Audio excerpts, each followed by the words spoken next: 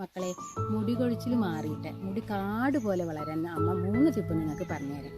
അതിൽ ഒന്നാമത്തെ ടിപ്പ് എന്താണെന്ന് വെച്ചാൽ ആര്യവേപ്പില, കഴിക്കണ വേപ്പില, തുളസിയില, ഇത് രണ്ടും കൂടി നന്നായി തിളപ്പിച്ചതിൻ്റെ ശേഷം ആറിയിട്ട് നമ്മളെ തല കഴുകുക ഇതുകൊണ്ട്.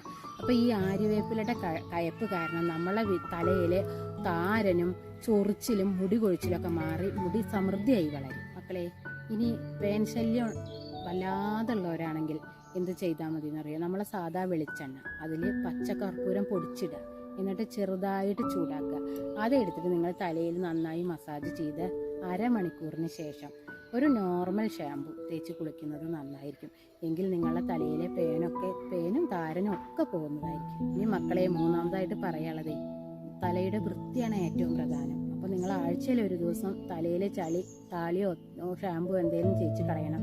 പിന്നെ മറ്റുള്ളവരുടെ ചീർപ്പ്, തോർത്ത് ഇതൊന്നും ഉപയോഗിക്കാതെ നോക്കണം. അപ്പോൾ ഇതൊക്കെ എല്ലാവരും ട്രൈ ചെയ്ത് നോക്കില്ലേ?